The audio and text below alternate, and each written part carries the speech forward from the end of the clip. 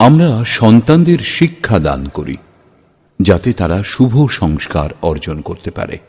শুভ সংস্কার বলতে সকলেই মনে করেন তারা যেন জীবিকা, আবাস, বিকাশ সম্বন্ধিত সমস্যাগুলির নিবারণ করে নেয়।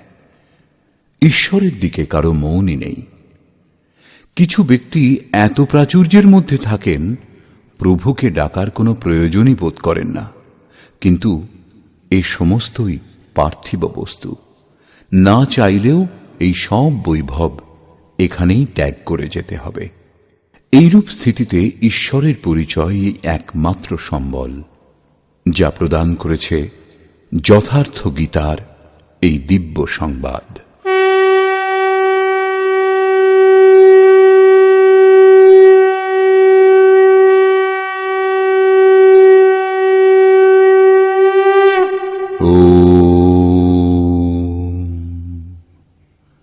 শ্রী পরমাত্মনে নমঃ। যথার্থ গীতা, শ্রীমদ্ ভগবদ গীতা, অথ নবম অধ্যায়। ষষ্ঠ অধ্যায় পর্যন্ত যোগেশ্বর শ্রীকৃষ্ণ যোগের ক্রমিক বিশ্লেষণ করেছেন, যার শুদ্ধ অর্থ ছিল যজ্ঞের প্রক্রিয়া। যজ্ঞে সেই আরাধনার বিধিবিশেষের বর্ণনা আছে যা সম্পাদনে শ্রেষ্ঠ অবস্থা লাভ হয়, যাতে চরাচর জগৎ আহুতি সামগ্রী রূপে বিদ্যমান। মনের নিরুদ্ধ অবস্থাতে এবং নিরুদ্ধ মনেরও বিলয়কালে সেই অমৃত তত্ত্বকে জানা যায়। সাধনের শেষে যজ্ঞের পরিণাম অমৃত পান করে জ্ঞানী সনাতন ব্রহ্মে স্থিত হয়ে যান। ব্রহ্মে স্থিত অর্থাৎ মিলনের নামই যোগ। সেই যজ্ঞকে কার্যরূপ দেওয়াকেই কর্ম বলে। সপ্তম অধ্যায়ে তিনি বলেছেন, যিনি এই কর্ম করেন তিনি ব্যাপ্ত ব্রহ্ম, সম্পূর্ণ কর্ম, অধ্যাত্ম, অধিদৈব, অধিভূত এবং অধিযজ্ঞ সহ আমাকে জানেন। অষ্টম অধ্যায়ে তিনি বলেছেন, পরম গতি একেই বলে, এই হল পরম ধাম। বর্তমান অধ্যায়ে যোগেশ্বর শ্রীকৃষ্ণ বলছেন, যোগযুক্ত পুরুষের ঐশ্বর্য কিরূপ, সকলের মধ্যে ব্যাপ্ত থেকেও তিনি কিভাবে নির্লিপ্ত, কর্ম করেও কি রূপে তিনি অকর্তা। সেই পুরুষের স্বভাব এবং প্রভাবের উপরে আলোকপাত করলেন। যোগকে আচরণে পরিণত করবার পথে দেবতাগণ সৃষ্ট বাধা বিঘ্নের প্রতি সতর্ক করলেন এবং সেই পুরুষের শরণে যাবার জন্য জোর দিলেন। শ্রী ভগবান উবাচ,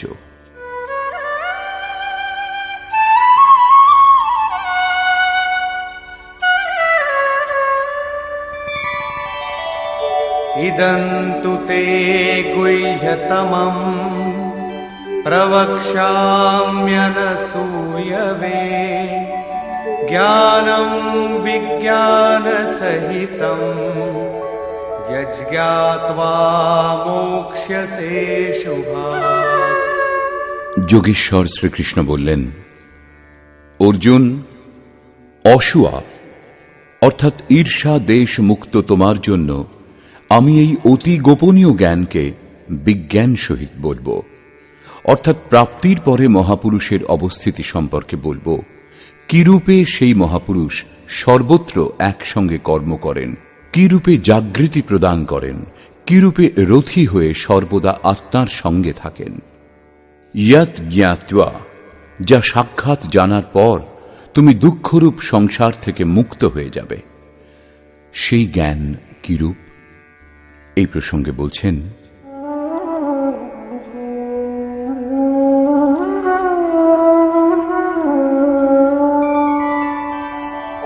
রাজবিদ্যা রাজগুহ্যম পবিত্রমিদমুত্তমম প্রত্যক্ষাবগমম ধর্ম্যম সুসুখম কর্তুমব্যয়ম। বিজ্ঞান সংযুক্ত এই জ্ঞান সর্ববিদ্যার রাজা। বিদ্যার অর্থ ভাষা জ্ঞান অথবা শিক্ষা নয়। বিদ্যা হি কা ব্রহ্ম গতি প্রদায়া সা বিদ্যায়া বিমুক্তয়ে। বিদ্যা তাকে বলে যা লাভ করে পুরুষ ব্রহ্মপথে চলে মোক্ষ লাভ করেন। যদি পথমধ্যে সিদ্ধাই অথবা প্রকৃতিতে কোথাও আবদ্ধ হন, তাহলে প্রমাণিত হয় যে অবিদ্যা সফল হয়ে গেছে, সেটা বিদ্যা নয়। এই রাজবিদ্যা নিশ্চিত কল্যাণ করে। এই রাজবিদ্যা সমস্ত গোপনীয়ের রাজা। অবিদ্যা এবং বিদ্যার অবগুণ্ঠন, অনাবরণ ও যোগযুক্ত হলেই এর সঙ্গে মিলন হয়। এই বিদ্যা অতি পবিত্র, উত্তম এবং প্রত্যক্ষ ফলযুক্ত। এদিকে করলেই ওদিকে ফল লাভ হয়, এইরূপ প্রত্যক্ষ ফলযুক্ত। এটা অন্ধবিশ্বাস নয় যে এই জন্মের সাধনার ফল অন্য জন্মে লাভ হবে। এটা পরম ধর্ম, পরমাত্মার সঙ্গে সংযুক্ত। বিজ্ঞানসম্মত এই জ্ঞান লাভ করা সরল এবং অবিনাশী। দ্বিতীয় অধ্যায়ে যোগেশ্বর শ্রীকৃষ্ণ বলেছিলেন, অর্জুন, এই যোগপথে বীজের নাশ হয় না। এর অল্প সাধনও জন্মমৃত্যুর মহাভয় থেকে উদ্ধার করে। ষষ্ঠ অধ্যায়ে অর্জুন জিজ্ঞাসা করেছিলেন যে, ভগবান, শিথিল প্রযত্নশীল সাধক নষ্টভ্রষ্ট তো হয়ে যান না? শ্রীকৃষ্ণ বললেন, অর্জুন, প্রথমে তো কর্ম কি তা বোঝা আবশ্যক, এবং বুঝবার পরে সামান্য সাধন করে থাকলেও তা কোনো জন্মে কখনো বিনাশ হয় না। পরন্তু ওই সামান্য অভ্যাসের প্রভাবে প্রত্যেক জন্মে তারই আচরণ করেন এবং অনেক জন্মের সাধনার পরিণাম স্বরূপ সেখানেই পৌঁছে যান যার নাম পরম গতি, অর্থাৎ পরমাত্মা। যোগেশ্বর শ্রীকৃষ্ণ এই সাধনা সম্বন্ধেই এখানেও বলছেন যে এই সাধন করা খুব সহজ এবং অবিনাশী, পরন্তু এর জন্য শ্রদ্ধা নিতান্ত আবশ্যক। अश्रद्धधानाः पुरुषा धर्मस्यास्य परन्तप अप्राप्य मां निवर्तन्ते मृत्यु संसारवर्त्मनि। পরন্তপ অর্জুন, এই ধর্মে সামান্য সাধন করে থাকলেও তার বিনাশ হয় না। শ্রদ্ধারহিত পুরুষ এক ইষ্টে মনকে কেন্দ্রীভূত করেন না যিনি, তিনি আমাকে লাভ না করে সংসারেই বিচরণ করেন। অতএব শ্রদ্ধা অনিবার্য। আপনি কি সংসার থেকে আলাদা? এই প্রসঙ্গে বলছেন, मया ततमिदं सर्वं जगदव्यक्तमूर्तिना मत्स्थानि सर्वभूतानि न चाहं तेष्वस्थितः। অব্যক্ত স্বরূপ আমার দ্বারা এই সমগ্র বিশ্ব পরিব্যাপ্ত, অর্থাৎ আমি যে স্বরূপে স্থিত তা সর্বত্র পরিব্যাপ্ত। সমস্ত প্রাণী আমাতে অবস্থিত, কিন্তু আমি তাদের মধ্যে স্থিত নই, কারণ আমি অব্যক্ত স্বরূপে স্থিত। মহাপুরুষ যে অব্যক্ত স্বরূপে স্থিত, সেই স্তর থেকেই, অর্থাৎ দেহ ত্যাগ করে সেই অব্যক্ত স্তর থেকেই বাণী প্রচার করেন। এই ক্রমেই আরো বলছেন, न च मत्स्थानि भूतानि पश्य मे योगमैश्वरम् भूतभृन्न च भूतस्थो ममात्मा भूतभावनः। বস্তুত সমস্ত ভূত আমাতে অবস্থিত নয়, কারণ তারা মরণ ধর্মা, প্রকৃতির আশ্রিত। কিন্তু আমার যোগমায়ার ঐশ্বর্য দর্শন করো।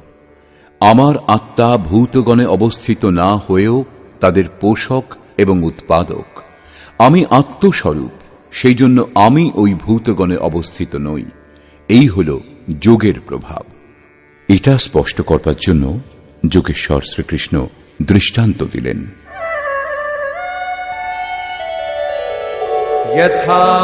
यथाकाशस्थितो नित्यं वायुः सर्वत्र गोमहान् तथा सर्वाणि भूतानि मत्स्थानीत्युपधारय।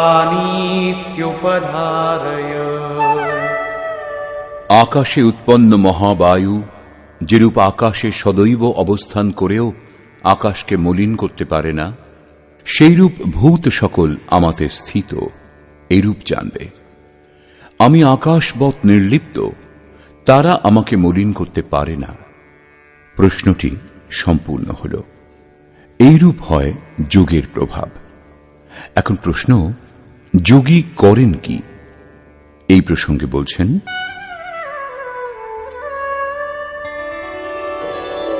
सर्वभूतानि कौन्तेय प्रकृतिं यान्ति मामिकाम् कल्पक्षये पुनस्तानि कल्पादौ विसृजाम्यहम्। অর্জুন, কল্পের বিলয়কালে সকল ভূত আমার প্রকৃতি অর্থাৎ আমার স্বভাব প্রাপ্ত হয় এবং কল্পাদিতে আমি তাদের পুনঃ পুনঃ বিসৃজামি বিশেষ রূপে সৃষ্টি করি। তারা আগে বিকৃত অবস্থাতে ছিল, তাদেরই রচনা করি, সুসজ্জিত করি। যারা অচেতন তাদের চেতনা প্রদান করি, কল্পের জন্য প্রেরিত করি। কল্পের তাৎপর্য উত্থানোন্মুখ পরিবর্তন। আসুরী সম্পদ ত্যাগ করে পুরুষ যেমন যেমন দৈবী সম্পদের অধিকারী হন, তেমন তেমন কল্পের আরম্ভ হয় এবং যখন ঈশ্বর ভাব প্রাপ্ত হন তখনই কল্পের শেষ হয়। নিজের কর্ম সম্পূর্ণ করে কল্প বিলীন হয়ে যায়। ভজনের আরম্ভ কল্পের আদি এবং যেখানে লক্ষ্য স্পষ্ট হয় সেটাই ভজনের পরাকাষ্ঠা।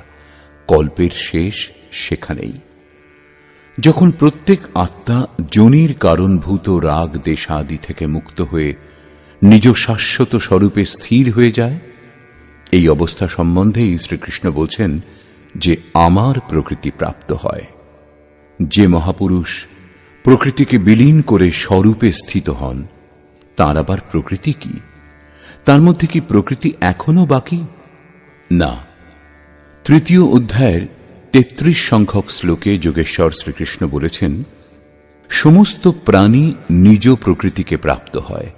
তাদের ওপর প্রকৃতির গুণের যেরূপ প্রভাব থাকে সেই রূপ তাঁরা কার্য করেন এবং জ্ঞানবানপি, প্রত্যক্ষ দর্শনের পর জ্ঞানীও নিজ প্রকৃতির অনুরূপ চেষ্টা করেন। তিনি অনুগামীদের কল্যাণের জন্য করেন।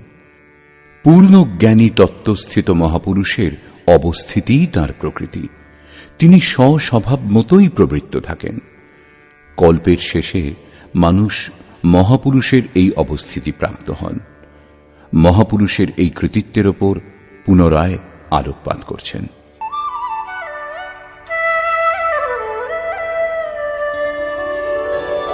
प्रकृतिं स्वामवष्टभ्य विसृजामि पुनः पुनः भूतग्राममिमं कृत्स्नम् अवशं प्रकृतेर्वशात्। স্বীয় প্রকৃতি অর্থাৎ মহাপুরুষের অবস্থিতি স্বীকার করে প্রকৃতের বশাৎ নিজ নিজ স্বভাবে স্থিত প্রকৃতির গুণগুলির বশীভূত এই সমস্ত ভূত সমুদায়কে আমি পুনঃ পুনঃ বিসৃজামি বিশেষ রূপে সৃষ্টি করি, সুসজ্জিত করি। স্বীয় স্বরূপের দিকে এগিয়ে যাবার জন্য তাদের প্রেরণা প্রদান করি। তাহলে তো আপনি এই কর্ম দ্বারা আবদ্ধ। न च मां तानि कर्माणि निबध्नन्ति धनञ्जय उदासीनवदासीनम् असक्तं तेषु कर्मसु। চতুর্থ অধ্যায়ের ৯ম শ্লোকে যোগেশ্বর শ্রীকৃষ্ণ বলেছিলেন, মহাপুরুষের কার্যপ্রণালী অলৌকিক হয়। ৯ম অধ্যায়ের ৪র্থ শ্লোকে বলেছেন, আমি অব্যক্ত রূপে কর্ম করি। এখানেও বলছেন, ধনঞ্জয়, আমি যে সমস্ত কর্ম অব্যক্ত রূপে করি সেগুলিতে আমার আসক্তি নেই। উদাসীন পুরুষের ন্যায় অবস্থিত বলে পরমাত্মস্বরূপ আমাকে সেই সকল কর্ম আবদ্ধ করতে পারে না। কারণ কর্মের পরিণামে যে লক্ষ্য প্রাপ্ত হয় তাতে আমি অবস্থিত, সেই জন্য সেই সমস্ত কর্ম করার জন্য আমি বাধ্য নই। প্রশ্ন ছিল স্বভাবের সঙ্গে যুক্ত প্রকৃতির কার্যগুলির। মহাপুরুষের অবস্থিতি ছিল, তার রচনা ছিল। এখন আমার অধ্যক্ষতায় মায়া যা সৃষ্টি করে তা কি? তাও একটা কল্প। मयाध्यक्षेण प्रकृतिः सूयते सचराचरम् हेतुनानेन कौन्तेय जगद्विपरिवर्तते। অর্জুন, আমার অধ্যক্ষতা দ্বারা অর্থাৎ আমার উপস্থিতিতে সর্বত্র ব্যাপ্ত আমার অধ্যক্ষতা দ্বারা এই মায়া অর্থাৎ ত্রিগুণময়ী প্রকৃতি, অষ্টধামূল প্রকৃতি এবং চেতন উভয়ই চরাচর বিশ্ব সৃষ্টি করে, যা ক্ষুদ্র কল্প, এবং এই কারণেই এই সংসার গমনাগমন চক্রে বিবর্তিত হয়। প্রকৃতির এই ক্ষুদ্র কল্প, যার মধ্যে কালের পরিবর্তন হতে থাকে, আমার অধ্যক্ষতায় প্রকৃতিই করে, আমি করি না। কিন্তু সপ্তম শ্লোকের কল্প আরাধনার সঞ্চার এবং সাধনা সম্পূর্ণ হওয়া পর্যন্ত মার্গদর্শনযুক্ত কল্প মহাপুরুষ স্বয়ং করে থাকেন। এক স্থানে তিনি স্বয়ং কর্তা, যেখানে বিশেষ রূপে সৃজন করেন। এখানে কর্তৃ প্রকৃতি, যে কেবল আমার আভাস পেয়েই এই ক্ষণিক পরিবর্তন করে, যার মধ্যে দেহ, কাল, যুগের পরিবর্তন ইত্যাদিগুলি আসছে। এইরূপ ব্যাপ্ত প্রভাব হওয়া সত্ত্বেও মূঢ় ব্যক্তিগণ আমাকে জানতে পারে না। যেমন अवजानन्ति मां मूढा मानुषीं तनुमाश्रितम् परं भावमजानन्तो मम भूतमहेश्वरम्।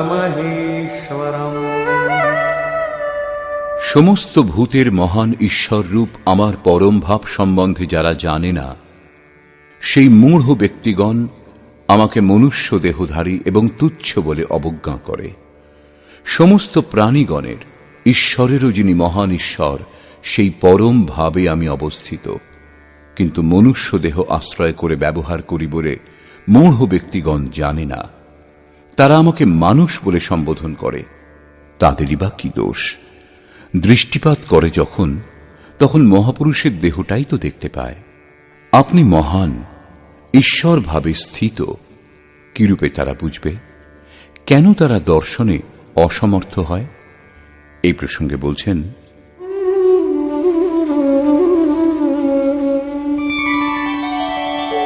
मोघाशा मोघकर्माणो मोघज्ञानाविचेतसः राक्षसीमासुरीं चैव प्रकृतिं मोहिनीं श्रिताः। তারা বৃথা আশা, অর্থাৎ যা কখনো পূর্ণ হবে না এইরূপ আশা, বৃথা কর্ম অর্থাৎ বন্ধনকারী কর্ম, এবং বৃথা জ্ঞান যা বস্তুত অজ্ঞান, বিচেতসঃ বিশেষ রূপে অচেতন, রাক্ষস এবং অসুরের ন্যায় মোহপ্রাপ্ত হয়, এইরূপ স্বভাব ধারণ করে থাকে, অর্থাৎ আসুরী স্বভাব যুক্ত হয়। সেই জন্য মানুষ বলে অবজ্ঞা করে। অসুর এবং রাক্ষস ভাব মনেরই স্বভাব, জাতি প্রসূত বা যোনি প্রসূত নয়। যাদের আসুরী স্বভাব তারা আমাকে জানতে পারে না, কিন্তু মহাত্মাগণ আমাকে জানেন এবং ভজনা করেন। महात्मानस्तु मां पार्थ दैवीं प्रकृतिमाश्रिताः भजन्त्यनन्यमनसो ज्ञात्वा भूतादिमव्ययम्। হে পার্থ, পরন্তু দৈবী প্রকৃতি অর্থাৎ দৈবী সম্পদ আশ্রয় করে মহাত্মাগণ আমাকে সর্বভূতের আদি কারণ, অব্যক্ত এবং অক্ষর জেনে অনন্য মনে, অর্থাৎ মনের অন্তরালে অন্য কাউকে স্থান না দিয়ে কেবল আমাতে শ্রদ্ধাযুক্ত হয়ে নিরন্তর আমাকে ভজনা করেন।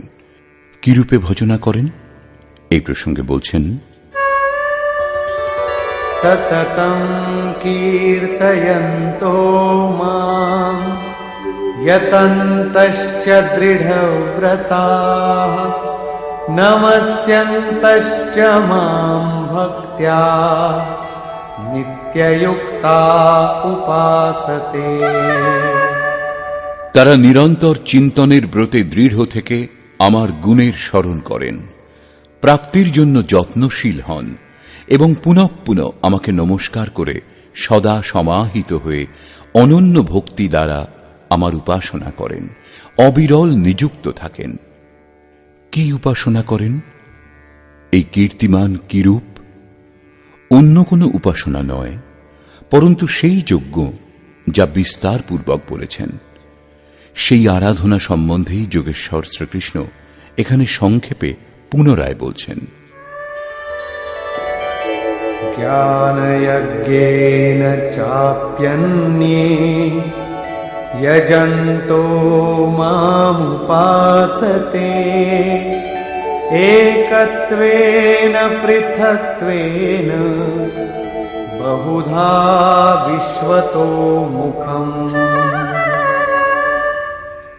তাদের মধ্যে কেউ কেউ সর্বব্যাপ্ত বিরাট পরমাত্মা রূপ আমাকে জ্ঞানযোগ্য দ্বারা যজন করেন, অর্থাৎ নিজের লাভ লোকসান এবং সামর্থ্য বুঝে এই নিয়ত কর্মযজ্ঞে প্রবৃত্ত হন। কেউ কেউ একত্বভাবে আমার উপাসনা করেন।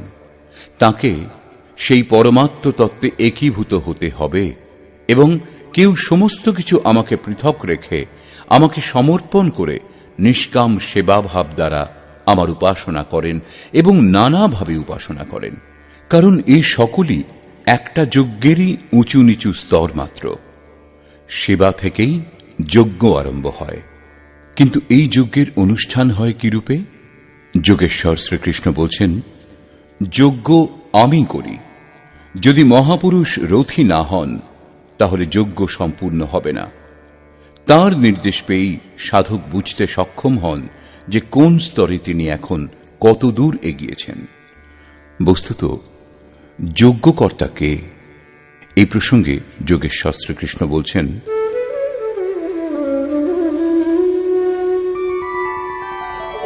अहं क्रतुरहं यज्ञः स्वधाहमहमौषधम् मन्त्रोऽहमहमेवाज्यम् अहमग्निरहं हुतम्। আমি কর্তা। বস্তুত কর্তাকে প্রেরক রূপে সঞ্চালন করেন ইষ্ট। কর্তার দ্বারা যেটুকু সম্ভব হয় তা আমার কৃপা। আমি যজ্ঞ, যজ্ঞ আরাধনার বিধি বিশেষ মাত্র। যজ্ঞ সম্পূর্ণ হবার পর পরিণাম স্বরূপ যে অমৃত প্রাপ্ত হয় তা পান করে পুরুষ সনাতন ব্রহ্মকে জানতে পারেন। আমি স্বধা, অর্থাৎ অতীতের অনন্ত সংস্কার বিলীন করা, তাদের তৃপ্ত করতে সক্ষম হওয়া, সেটা আমারই কৃপা। আমি ভবরোগ দূর করবার ঔষধি। আমাকে লাভ করার পর মনুষ্যগণ এই রোগ থেকে মুক্ত হয়ে যায়। আমি মন্ত্র। সাধক আমারই কৃপাতে মনকে শ্বাসের অন্তরালে নিরুদ্ধ করতে সমর্থ হয়। এই নিরোধ ক্রিয়াতে যে আজ্য অর্থাৎ হবি বস্তু তীব্রতা আনে তা আমি। আমারই প্রকাশে মনের সমস্ত প্রবৃত্তি বিলীন হয় এবং আহুতি অর্থাৎ সমর্পণও আমি। এখানে যোগেশ্বর শ্রীকৃষ্ণ বারবার আমি এই কথা বলছেন। এর তাৎপর্য এই যে আমি প্রেরক রূপে আত্মা থেকে অভিন্ন হয়ে এবং নিরন্তর নির্ণয় করে যোগক্রিয়া সম্পূর্ণ করতে সাহায্য করি। একেই বিজ্ঞান বলে। পূজ্য মহারাজজি বলতেন যে যতক্ষণ পর্যন্ত ইষ্টদেব রথী হয়ে শ্বাস প্রশ্বাসের গতি নিয়ন্ত্রণ করতে শুরু করে না দেন ততক্ষণ পর্যন্ত ভজন আরম্ভই হয় না। কেউ হাজার চোখ বুজে ভজন করুক, দেহ কৃশ করুক, কিন্তু যতক্ষণ সেই পরমাত্মা যাকে লাভ করতে আমরা ইচ্ছুক, যে স্তরে আমরা দাঁড়িয়ে সেই স্তর থেকে আত্মা থেকে অভিন্ন হয়ে জাগ্রত না হন, ততক্ষণ ঠিকভাবে ভজনের স্বরূপ বোঝা যায় না। সেই জন্য মহারাজজি বলতেন, আমার স্বরূপ ধারণ করো, আমি সব দেব। শ্রীকৃষ্ণ বলছেন, সব কিছু আমি প্রদান করি।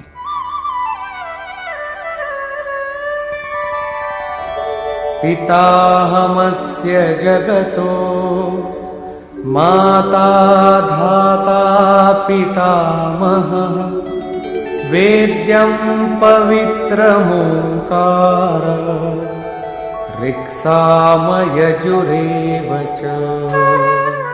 অর্জুন, আমি সম্পূর্ণ জগতের ধাতা অর্থাৎ ধারণকর্তা, পিতা অর্থাৎ পালনকর্তা, মাতা অর্থাৎ জন্মদাত্রী, পিতামহ অর্থাৎ মূল উদ্গম, যাতে সকলেই লীন হয়ে যায়, এবং জানবার যোগ্য পবিত্র ওঙ্কার অর্থাৎ অহম আকার ইতি ওঙ্কার, সেই পরমাত্মা আমার স্বরূপে স্থিত, সোহং তত্ত্বমসি ইত্যাদি একে অন্যের পর্যায়ভুক্ত। এইরূপ জানবার যোগ্য স্বরূপ আমি। ঋক অর্থাৎ সম্পূর্ণ প্রার্থনা, সাম অর্থাৎ সমত্ব প্রদানকারী প্রক্রিয়া, ইয়জুঃ অর্থাৎ আরাধনার বিধিবিশেষও আমি।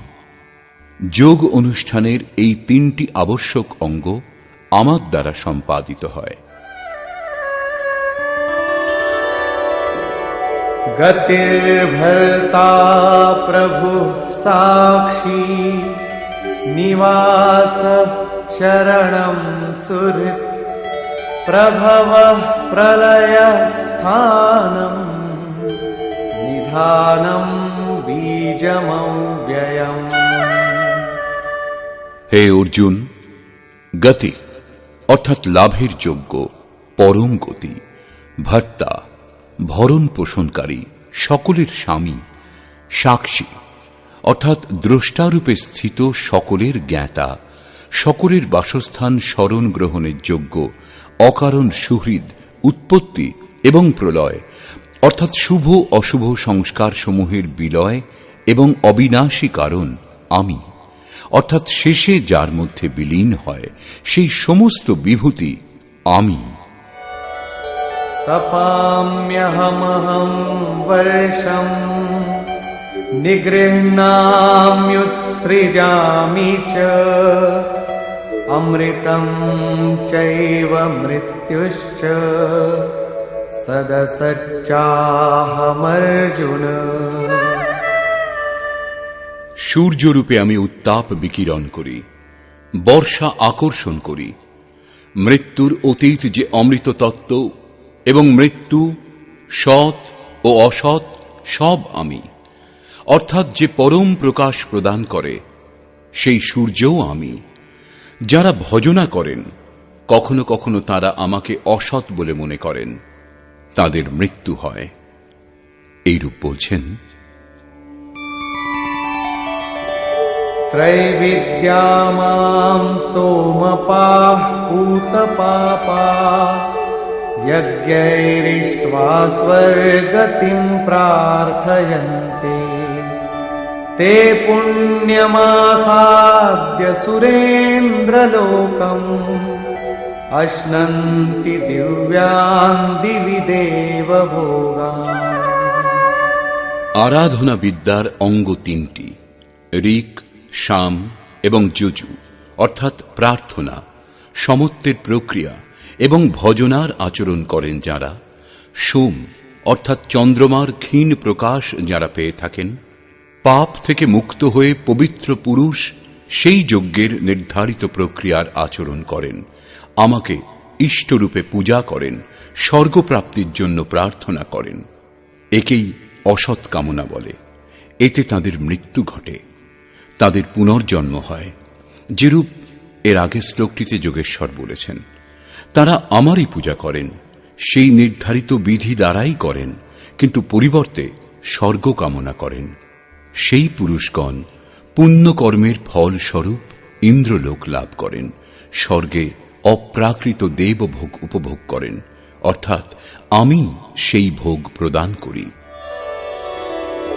ते तं भुक्त्वा स्वर्गलोकं विशालम् क्षीणे पुण्ये मर्त्यलोकं विशन्ति एवं त्रयी धर्ममनुप्रपन्ना गतागतं कामकामा लभन्ते।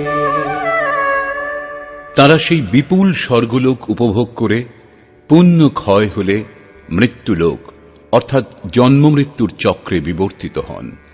এইরূপ ত্রয়ী ধর্মম প্রার্থনা, সমত্ব এবং ভজনার তিনটি বিধি দ্বারা একটা যজ্ঞেরই অনুষ্ঠান করেন যারা, তারা আমার শরণাগত হলেও সকাম হওয়ার জন্য পুনঃ পুনঃ যাতায়াত অর্থাৎ পুনর্জন্ম লাভ করেন। কিন্তু তাদের মূল কখনো নাশ হয় না, কারণ এই পথে বীজের নাশ হয় না। কিন্তু যারা কোনরূপ কামনা করেন না, তারা কি লাভ করেন? अनन्याश्चिन्तयन्तो माम् ये जनाः पर्युपासते तेषां नित्याभियुक्तानां योगक्षेमं वहाम्यहम्। অনন্যভাবে আমাতে স্থিত ভক্তগণ পরমাত্ম স্বরূপ আমারই নিরন্তর চিন্তন করেন, পর্যুপাসতে লেশ মাত্র ত্রুটি না রেখে আমার উপাসনা করেন, সেই নিত্য একইভাবে সংযুক্ত পুরুষগণের যোগক্ষেম স্বয়ং আমি বহন করি, অর্থাৎ তাদের যোগের সুরক্ষার সমস্ত দায়িত্ব নিজের হাতে তুলে নিই। এরপরেও লোকে অন্যান্য দেবতাগণের ভজনা করে।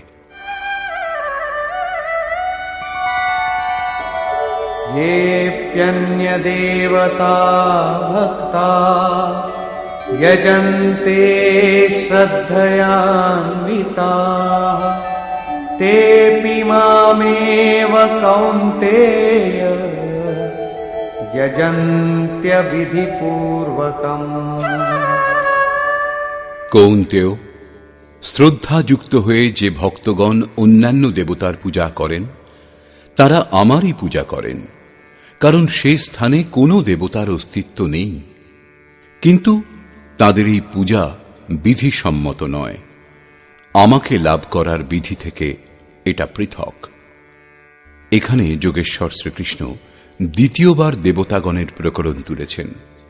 সর্বপ্রথম সপ্তম অধ্যায়ের 20 থেকে 23 সংখ্যক শ্লোক পর্যন্ত তিনি বলেছেন, অর্জুন, কামনা দ্বারা যাদের জ্ঞান অভিভূত হয়েছে, এইরূপ মূঢ় ব্যক্তি অন্যান্য দেবতার পূজা করেন, এবং যে দেবতাকে পূজা করেন সেখানে দেবতা বলে কোনো সক্ষম সত্তার অস্তিত্বই তো নেই। পরন্তু অশ্বত্থ, প্রস্তর, ভূত, ভবানী অথবা অন্যত্র যে দেবতার প্রতি শ্রদ্ধা নিবেদন করা হয়, সেখানে কোনো দেবতার অস্তিত্ব নেই। সর্বত্র আমি, সেই স্থানেও আমি দাঁড়িয়ে তাদের দেবশ্রদ্ধা সেই সেই দেবতাতে স্থির করি। ফলেরও বিধান আমিই করি, ফল প্রদান করি, ফললাভও হয়, কিন্তু সেই ফল নষ্ট হয়ে যায়। আজ যা আছে তা কাল ভোগ করে নষ্ট হয়ে যাবে, পরন্তু আমার ভক্তের বিনাশ হয় না। অতএব সেই মূঢ়গণ যাদের জ্ঞান অভিভূত হয়েছে, তারা অন্যান্য দেবতার ভজনা করে। প্রস্তুত অধ্যায়ের 23 থেকে 25 সংখ্যক শ্লোক পর্যন্ত যোগেশ্বর শ্রীকৃষ্ণ পুনরায় বলছেন, অর্জুন, যারা শ্রদ্ধাপূর্বক অন্যান্য দেবতার পুজো করেন, তারা আমারই পুজো করেন, কিন্তু তা বিধিসম্মত নয়।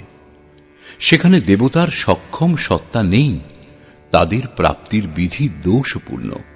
এখন প্রশ্ন উঠছে যে যখন তাঁরাও প্রকারান্তরে আপনারই পূজা করেন এবং ফললাভও করেন, তখন তাতে ক্ষতি কি?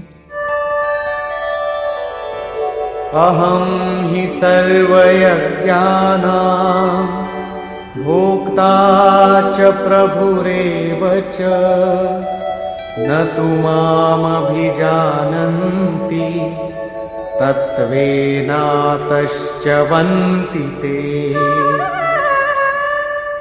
সকল যজ্ঞের ভোক্তা অর্থাৎ যজ্ঞ যার মধ্যে বিলীন হয়, যজ্ঞের পরিণামে যা লাভ হয় তা আমি, এবং আমি প্রভু, পরন্তু তারা আমাকে তত্ত্বত উত্তম রূপে জানে না।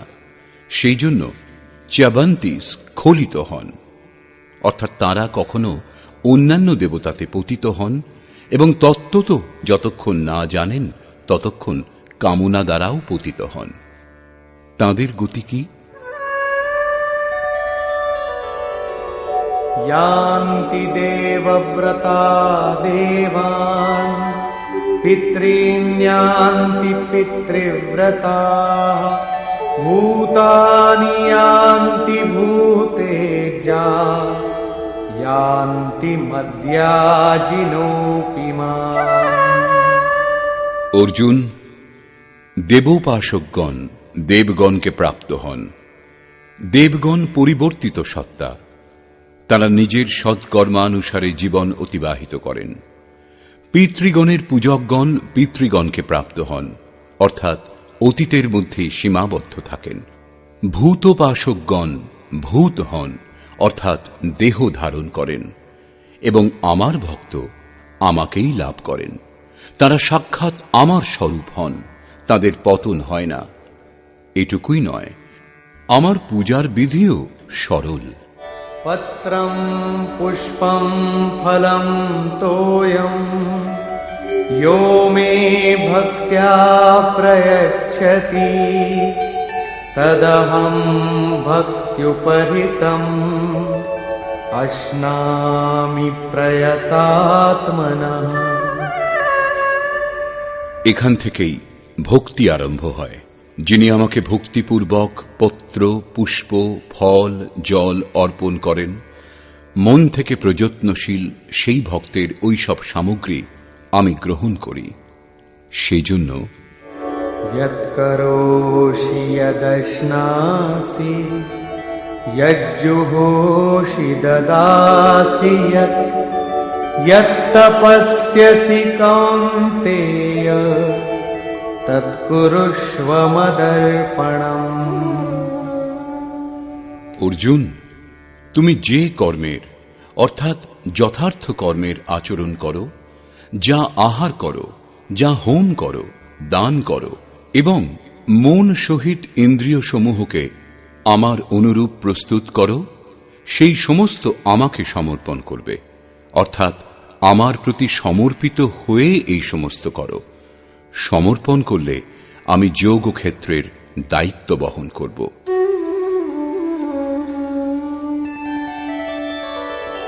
शुभाशुभफलैरेवम् मोक्ष्यसे कर्मबन्धनैः सन्न्यासयोगयुक्तात्मा विमुक्तो मामुपैष्यसि। এই রূপে সর্বস্বের ন্যাস সন্ন্যাস যোগে যুক্ত হয়ে তুমি শুভাশুভ ফল বিশিষ্ট কর্মের বন্ধন থেকে মুক্ত হয়ে আমাকে লাভ করবে। এই তিনটি শ্লোকেই যোগেশ্বর শ্রীকৃষ্ণ ক্রমবদ্ধভাবে সাধন এবং তার পরিণামের বর্ণনা করেছেন। প্রথমে পত্র, পুষ্প, ফল ও জল পূর্ণ শ্রদ্ধার সঙ্গে অর্পণ, দ্বিতীয় সমর্পিত হয়ে কর্মের আচরণ, এবং তৃতীয় পূর্ণ সমর্পণের সঙ্গে সর্বস্বের ত্যাগ। এই সকল দ্বারা কর্মবন্ধন থেকে বিমুক্ত অর্থাৎ বিশেষ রূপে মুক্ত হয়ে যাবে। মুক্ত হলে লাভ কি? বলছেন আমাকে লাভ করবে। এখানে মুক্তি এবং প্রাপ্তি একে অন্যের পূরক। আপনার প্রাপ্তিই হল মুক্তি। তাহলে তাতে লাভ? এই প্রসঙ্গে বলছেন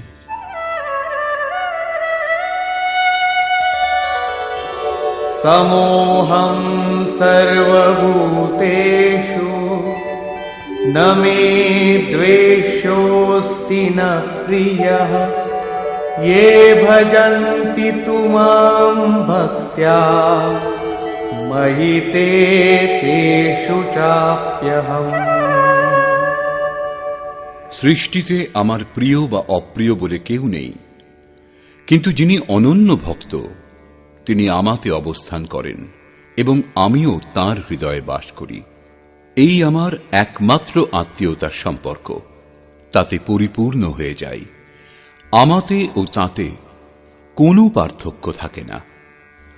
তাহলে তো বহু ভাগ্যবান ব্যক্তি ভজন করেন।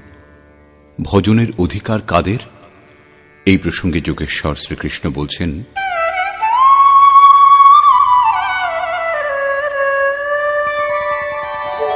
अपि चेत् सुदुराचारो भजते मामनन्यभाक् साधुरेव समन्तव्यः सम्यग् व्यवसितो हि सः। অতি দুরাচারীও যদি অনন্যভাবে অর্থাৎ অন্য ন আমাকে ছাড়া কোনো অন্য বস্তু অথবা দেবতাকে ভজনা না করে কেবল আমারই নিরন্তর ভজনা করে, তাহলে তাকে সাধু বলে মনে করবে। যদিও এখন সে সাধু নয়, কিন্তু তার সাধু হওয়াতে কোনো সন্দেহও নেই, কারণ সে যথার্থ নিশ্চয়াত্মক হয়েছে। অতএব ভজন আপনিও করতে পারেন, শর্ত কেবল এই যে আপনি মানুষ হবেন, কারণ মানুষই যথার্থ নিশ্চয়াত্মক হয়। গীতা শাস্ত্র পাপীদের উদ্ধার করে এবং সেই পথিক क्षिप्रं भवति धर्मात्मा शश्वच्छान्तिं निगच्छति कौन्तेय प्रतिजानीहि न मे भक्तः प्रणश्यति। ভজনের প্রভাবে সেই দুরাচারীও শীঘ্রই ধর্মাত্মা হন, পরম ধর্ম পরমাত্মার সঙ্গে সংযুক্ত হন এবং সদা শাশ্বত পরম শান্তি লাভ করেন। কৌন্তেয়, আমার ভক্ত কখনো নষ্ট হয় না, তুমি নিশ্চিত জানবে। একটা জন্মে মুক্তি লাভ না হলে পরের জন্মগুলিতে সেই সাধন সম্পূর্ণ করে শীঘ্রই পরম শান্তি লাভ করেন। অতএব সদাচারী দুরাচারী ভজনের অধিকার সকলেরই। শুধু তাই নয়, मां हि पार्थव्यपाश्रित्य येऽपि स्युः पापयोनयः स्त्रियो वैश्यास्तथा शूद्राः तेऽपि यान्ति परां गतिम्। পার্থ, স্ত্রী, বৈশ্য, শূদ্র বা পাপজনী যে কেউ হোক না কেন, তারা সকলেই আমাকে আশ্রয় করে পরম গতি লাভ করে। অতএব গীতা শাস্ত্র মানুষ মাত্রের জন্যে, তা সে যে কোনো কর্মেই প্রবৃত্ত হোক না কেন, বিশ্বের যে কোনো স্থানে তার জন্ম হয়ে থাকুক না কেন, গীতা সকলের জন্য এক সমান কল্যাণের উপদেশ দেয়। গীতা শাস্ত্র সার্বভৌম।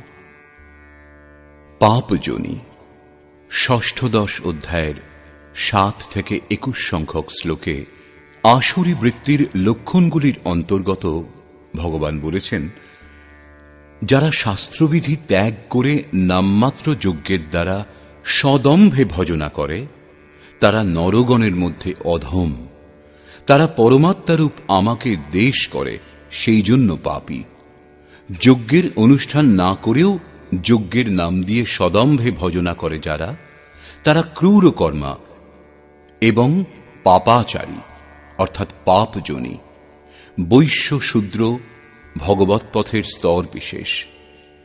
স্ত্রী জাতির প্রতি কখনো সম্মান, কখনো হেয় দৃষ্টিতে দেখার মনোভাব সমাজে সদাই ছিল, কিন্তু যোগক্রিয়াতে স্ত্রী এবং পুরুষ উভয়েরই সমান প্রবেশাধিকার।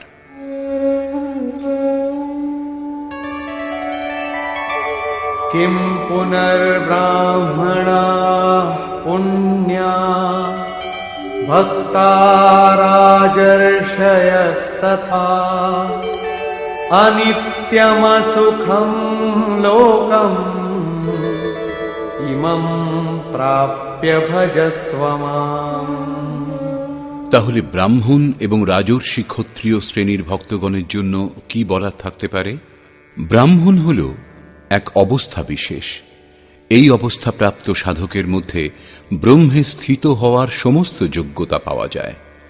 শান্তি, আর্জব, অনুভবে উপলব্ধি, ধ্যান এবং ইষ্টের নির্দেশ অনুসারে চলবার ক্ষমতা যার মধ্যে আছে তিনিই ব্রাহ্মণ। রাজর্ষি ক্ষত্রিয়ের মধ্যে ঋদ্ধি সিদ্ধির সঞ্চার, শৌর্য, প্রভুভাব, পশ্চাৎপদ না হওয়ার মনোভাব থাকে। এই স্তরের যোগী মুক্ত হয়ে যান, তাদের জন্য কিছু বলবার থাকে না। অতএব অর্জুন, তুমি সুখবিহীন ক্ষণভঙ্গুর এই মনুষ্য দেহ ধারণ করেছ যখন, তখন আমারই ভজনা করো।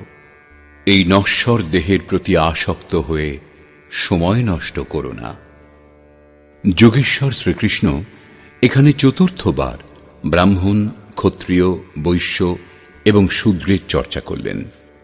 দ্বিতীয় অধ্যায়ে তিনি বলেছিলেন, ক্ষত্রিয়ের জন্য যুদ্ধ অপেক্ষা শ্রেষ্ঠ কল্যাণের আর কোনো পথ নেই। তৃতীয় অধ্যায়ে তিনি বলেছিলেন, স্বধর্মে নিধন ও শ্রেয়স্কর। সংক্ষেপে চতুর্থ অধ্যায়ে তিনি বলেছিলেন, 4 বর্ণের সৃষ্টি করেছি আমি। তাহলে কি মানুষের বিভাগ 4 জাতিতে করেছেন? বললেন, না। গুণ কর্ম বিভাগশঃ, গুণের পরিমাপে কর্মকে 4 শ্রেণীতে ভাগ করা হয়েছে। শ্রীকৃষ্ণের অনুসারে কর্ম হল একমাত্র যজ্ঞের প্রক্রিয়া। অতএব এই যজ্ঞের অনুষ্ঠান যারা করেন তারা 4 প্রকারের হন। প্রবেশকালে এই যজ্ঞকর্তা শূদ্র, অল্পজ্ঞ হয়। এই পথে এগিয়ে কিছু ক্ষমতা লাভ হলে আত্মিক সম্পত্তি কিছু কিছু সংগ্রহ হয় যখন, তখন এই যজ্ঞকর্তাই বৈশ্য শ্রেণীতে প্রবেশ করে। এই স্তর থেকে আরও উন্নত হলে, প্রকৃতির 3টি গুণকে সংযত করার ক্ষমতা সম্পন্ন হলে সেই সাধকই ক্ষত্রিয় শ্রেণীতে প্রবেশ করেন। এবং যখন এই সাধকের স্বভাবে ব্রহ্মানুভূতির যোগ্যতা লাভ হয়, তখন সাধক ব্রাহ্মণ হন। শূদ্র ও বৈশ্য শ্রেণীর সাধকের থেকে ক্ষত্রিয় ও ব্রাহ্মণ শ্রেণীর সাধকগণ ঈশ্বর প্রাপ্তির অধিক সমীপে অবস্থান করেন। শূদ্র ও বৈশ্য ব্রহ্মের অন্তর্ভুক্ত হয়ে শান্ত হবে। তাহলে যারা এর চেয়ে উঁচু অবস্থা লাভ করেছেন তাদের জন্য কি বলা বাকি থাকে? তারা তো লাভ করবেনই। গীতা যে সমস্ত উপনিষদের সার সর্বস্ব, সেগুলি ব্রহ্মবিদুষী মহিলাদের কাহিনীতে পরিপূর্ণ। তথাকথিত ধর্মভীরু গোঁড়া ব্যক্তিগণ বেদ অধ্যয়নের অধিকার অনধিকারের ব্যবস্থা নিয়ে অনর্থক মস্তিষ্ক চালনায় ব্যস্ত থাকুক। যোগেশ্বর শ্রীকৃষ্ণের স্পষ্ট বক্তব্য, যজ্ঞার্থ কর্মের নির্ধারিত ক্রিয়া পদ্ধতিতে স্ত্রী পুরুষ সকলেরই সমান অধিকার। সেই কারণে তিনি ভজন করবার জন্য উৎসাহ দিচ্ছেন। মন্মনা ভব মদ্ভক্তো মদ্যাজী মাম নমস্কুরু মামে বৈশ্যসি উক্ত্বৈবম আত্মানম মৎপরায়ণঃ। অর্জুন, মদ্গত চিত্ত হও। আমার অতিরিক্ত মনে যেন অন্য কোনো ভাবের উদয় না হয়। আমার অনন্য ভক্ত হও। অনবরত চিন্তনে প্রবৃত্ত থাকো।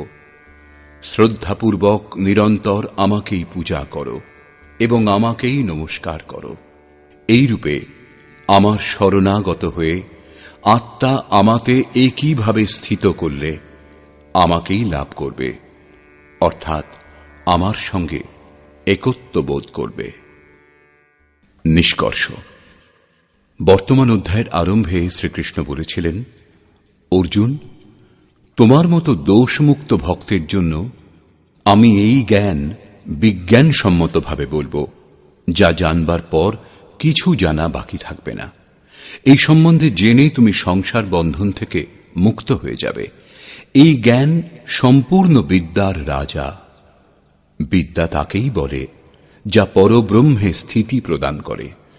এই জ্ঞান সম্পূর্ণ গোপনীয় বিষয়গুলির রাজা, অর্থাৎ গোপনীয় বিষয়গুলিকে প্রত্যক্ষ করতে সাহায্য করে। এই জ্ঞান প্রত্যক্ষ ফলযুক্ত, সাধন সুগম ও অবিনাশী। আপনি যদি অতি অল্প সাধনও করে থাকেন, তবু তা কোনো কালে নাশ হবে না, পরন্তু এই সাধনের প্রভাবে আপনি পরম শ্রেয় পর্যন্ত পৌঁছে যাবেন, কিন্তু একটা শর্তে: শ্রদ্ধাহীন পুরুষ পরম গতি লাভ না করে এই সংসার চক্রে বিবর্তিত হয়। যোগেশ্বর শ্রীকৃষ্ণ যোগের ঐশ্বর্যের উপর আলোকপাত করলেন। দুঃখের সংযোগের বিয়োগকেই যোগ বলে, অর্থাৎ সংসারের সংযোগ বিয়োগ থেকে যা সর্বথা মুক্ত, তার নামই যোগ। পরম তত্ত্ব পরমাত্মার মিলনের নাম যোগ। পরমাত্মার প্রাপ্তি যোগের পরাকাষ্ঠা। যিনি এতে স্থিতি লাভ করেছেন, সেই যোগীর প্রভাব লক্ষ্য করো। সম্পূর্ণ ভূতগণের প্রভু এবং জীবধারীগণের পোষক হওয়া সত্ত্বেও আমার আত্মা ওই ভূতগণে স্থিত নয়। আমি আত্মরূপে স্থিত, সেই পরমাত্মা। আকাশে উৎপন্ন সর্বত্র বিচরণশীল বায়ু যেরূপ আকাশে স্থিত হয়েও তাকে মলিন করতে পারে না, সেইরূপ সমস্ত ভূত আমাতে স্থিত, কিন্তু আমি তাদের মধ্যে লিপ্ত নই। অর্জুন, কল্পের আদিতে ভূতগণকে বিশেষ রূপে সৃষ্টি করি, সুসজ্জিত করি, এবং কল্পের শেষে সমস্ত ভূত আমার প্রকৃতি, অর্থাৎ যোগে আরূঢ় যে মহাপুরুষ, তার অবস্থিতি, তার অব্যক্ত ভাব লাভ করে। যদ্যপি মহাপুরুষ প্রকৃতির অতীত হন, কিন্তু প্রাপ্তির পরে স্বভাব অর্থাৎ স্বয়ংয়ে স্থিত থেকে লোক সংগ্রহের জন্য যে কাজ করেন, তাই হয় তাঁর স্থিতি। এই স্থিতির কার্যকলাপকে সেই মহাপুরুষের প্রকৃতি বলে সম্বোধন করা হয়েছে। এক রচয়িতা আমি সমস্ত ভূতকে কল্পের জন্য প্রেরণা প্রদান করি, এবং আর এক রচয়িতা ত্রিগুণময়ী প্রকৃতি, যে আমার ইঙ্গিত পেয়ে চরাচর সহিত ভূতগণকে সৃষ্টি করে। এও এক কল্প, যার মধ্যে দেহ পরিবর্তন, স্বভাব পরিবর্তন এবং কাল পরিবর্তন নিহিত। গোস্বামী তুলসীদাসও তাই বলছেন, এক দুষ্ট অতিশয় দুঃখরূপা যা বস জীব পরাভব কূপা। এই প্রকৃতির রহস্য দুটি, বিদ্যা ও অবিদ্যা। এর মধ্যে অবিদ্যা অতিশয় দুষ্ট, দুঃখরূপ, যার দ্বারা বাধ্য হয়ে জীব ভবকূপে পড়ে আছে, যার প্রেরণাতে জীব কাল, কর্ম, স্বভাব এবং গুণের চক্রে জড়িয়ে যায়। অন্যটি বিদ্যা মায়া, যার সম্বন্ধে শ্রীকৃষ্ণ বলছেন, আমি সৃষ্টি করি। গোস্বামীজির অনুসারে প্রভু সৃষ্টি করেন। এক রচৈ জগ গুণ বস যাকে, প্রভু প্রেরিত নহি নিজ বলতাকে। এটি জগতের রচনা করে, গুণ যার আশ্রিত। কল্যাণকর গুণ একমাত্র ঈশ্বরে বিদ্যমান। প্রকৃতির কোনো গুণই নেই, তা নশ্বর, কিন্তু বিদ্যাতে প্রভুই প্রেরক রূপে কর্ম করেন। এইরূপ কল্প দুই প্রকার, বস্তু, দেহ এবং কালের পরিবর্তন এক প্রকারের কল্প, কিন্তু এই যে পরিবর্তন, তা প্রকৃতি আমার ইঙ্গিত পেয়ে করে, কিন্তু এর থেকে শ্রেষ্ঠ কল্প, যা আত্মাকে নির্মল রূপ প্রদান করে, তার বিন্যাস মহাপুরুষ করেন। তারা অচেতন ভূতগণকে সচেতন করেন। ভজনের আদি এই কল্পের আরম্ভ, এবং ভজনের পরাকাষ্ঠা হল কল্পের শেষ।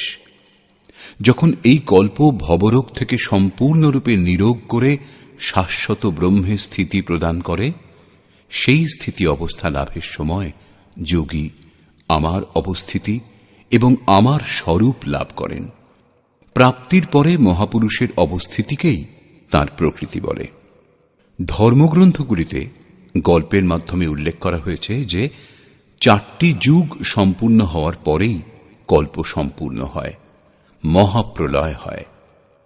প্রায়ই লোকে এর যথার্থ সম্বন্ধে বুঝতে পারে না। যুগের তাৎপর্য হল দুই। যতক্ষণ আপনি পৃথক, আরাধ্য পৃথক, ততক্ষণ যুগধর্ম থাকবে। গোস্বামীজি রামচরিতমানসের উত্তরকাণ্ডে এই বিষয়ে চর্চা করেছেন। যখন তামসিক গুণ কাজ করে, রাজসিক গুণ অল্প মাত্রাতে থাকে, তখন চারিদিকে শত্রুতা এবং বিরোধ ভাব দেখা দেয়। এইরূপ ব্যক্তি কলিযুগীয় হয়, সে ভজনে অক্ষম হয়। কিন্তু সাধনা আরম্ভ হলে যুগের পরিবর্তন হয়, রাজসিক গুণের বৃদ্ধি হয়, তামসিক গুণ ক্ষীণ হয়ে আসে, স্বভাবে সামান্য সাত্ত্বিক গুণও চলে আসে। হর্ষ এবং ভয়ের দ্বিধা অন্তর্মনে চলতে থাকে, তখন সেই সাধক দাপর যুগের অবস্থা লাভ করে। ক্রমশ সাত্ত্বিক গুণের বাহুল্য হলে রজোগুণ স্বল্প মাত্রায় থাকে, আরাধনা কর্মে আসক্তি হয়। ত্যাগের ক্ষমতা লাভ করে ত্রেতা যুগে এইরূপ সাধক বহু যজ্ঞ করেন।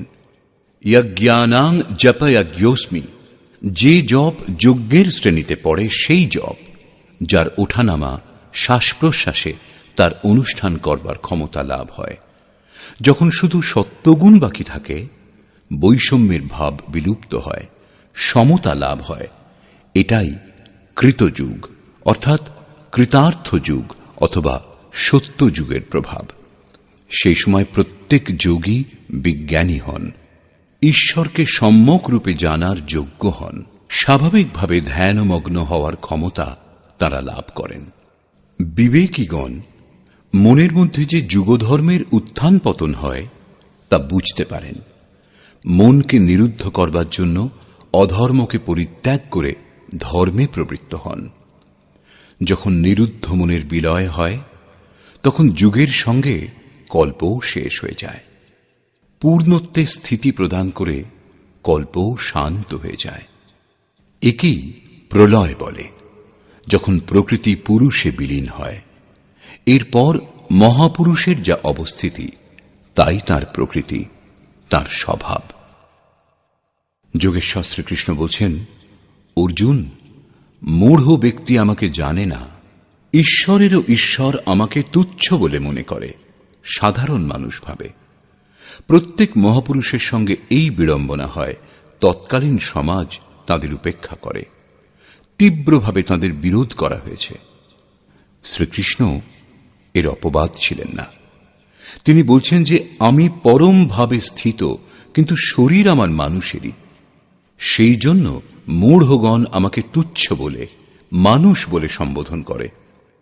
এইরূপ ব্যক্তিগণের আশা, কর্ম, জ্ঞান সব ব্যর্থ।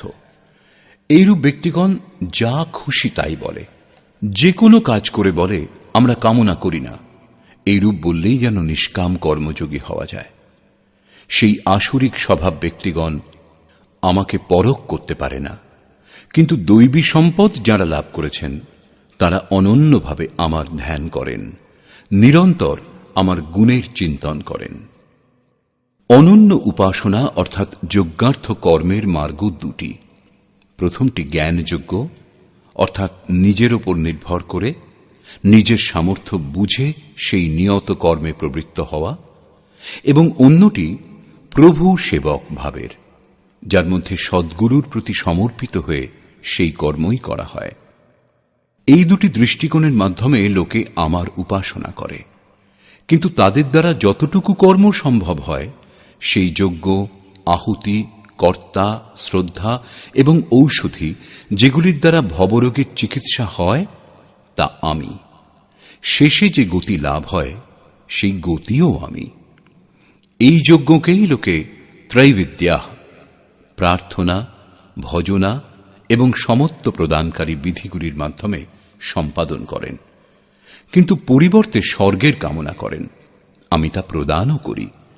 তার প্রভাবে তারা ইন্দ্রপদ প্রাপ্ত হন, দীর্ঘকাল ধরে উপভোগ করেন, কিন্তু পুণ্য ক্ষীণ হলে তাদের পুনর্জন্ম হয়। সঠিক ক্রিয়া হওয়া সত্ত্বেও ভোগ কামনা করার জন্য তাদের পুনর্জন্ম হয়। সেই জন্য ভোগের কামনা করা উচিত নয়। যিনি অনন্যভাবে অর্থাৎ আমি ছাড়া অন্য কেউ নেই এরূপ ভাব নিয়ে নিরন্তর আমার চিন্তন করেন, লেশ মাত্রও ত্রুটি না রেখে ভজনা করেন, তাঁর যোগের সুরক্ষার দায়িত্ব আমি নিজ হাতে তুলে নিই। এরপরেও কিছু সংখ্যক লোক অন্যান্য দেবতার পূজা করে, তারা আমারই পূজা করে, কিন্তু আমার প্রাপ্তির বিধি তা নয়। সম্পূর্ণ যজ্ঞের ভোক্তা যে আমি, এটা তারা জানে না, অর্থাৎ তারা পূজার পরিণামে আমাকে লাভ করে না, সেই জন্য তাদের পতন হয়। তারা দেবতা, ভূত অথবা পিতৃগণের কল্পিত রূপে নিবাস করে, কিন্তু আমার ভক্ত আমার মধ্যে নিবাস করে, আমার স্বরূপ লাভ করে। যোগেশ্বর শ্রীকৃষ্ণ এই যজ্ঞার্থ কর্মকে অতি সহজ বলছেন। তিনি বলছেন, ফল, ফুল অথবা যা কিছু শ্রদ্ধার সঙ্গে আমাকে অর্পণ করা হয় তা আমি গ্রহণ করি। অতএব অর্জুন, তুমি সমস্ত আরাধনা আমাকে সমর্পণ করো।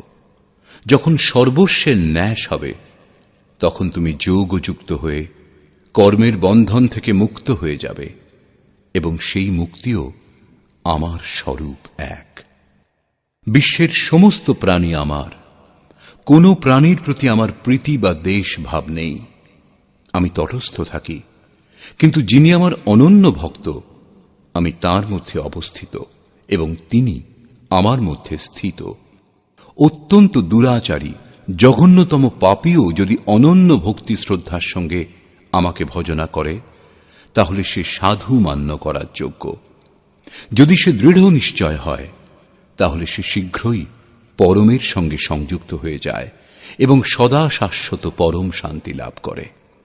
এখানে শ্রীকৃষ্ণ স্পষ্ট করলেন, ধার্মিককে, এই সৃষ্টির অন্তর্ভুক্ত যে কোনো প্রাণী যদি অনন্যভাবে এক পরমাত্মার ভজনা করে, তাকে চিন্তন করে, তাহলে সে শীঘ্রই ধার্মিক হয়ে যায়। অতএব সেই ব্যক্তি ধার্মিক যে একমাত্র পরমাত্মার স্মরণ করে।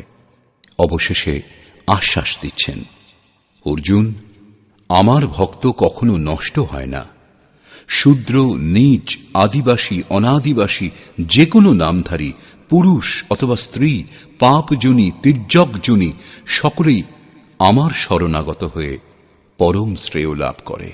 সেই জন্য অর্জুন, সুখ রহিত, ক্ষণভঙ্গুর কিন্তু দুর্লভ মনুষ্য দেহ ধারণ করেছ যখন, তখন আমার ভজনা করো। তাহলে ব্রহ্মে স্থিতি প্রদানকারী যোগ্যতাগুলির সঙ্গে যিনি যুক্ত, সেই ব্রাহ্মণ, এবং যিনি রাজর্ষিত্বের স্তর থেকে ভজনা করেন, এইরূপ যোগীর জন্য কি বলার থাকতে পারে? তারা তো প্রকৃতি দ্বন্দ্বের অতীত। অতএব অর্জুন, নিরন্তর আমাতেই মনকে যুক্ত করো, নিরন্তর নমস্কার করো। এই রূপে আমার শরণাগত হয়ে তুমি আমাকেই লাভ করবে, যেখান থেকে ফিরে আসতে হয় না। প্রস্তুত অধ্যায়ে সেই বিদ্যার উপর আলোকপাত করেছেন যা শ্রীকৃষ্ণ স্বয়ং জাগ্রত করেন। এটি রাজবিদ্যা, একবার জাগ্রত হলে নিশ্চিত রূপে কল্যাণ করে। অতএব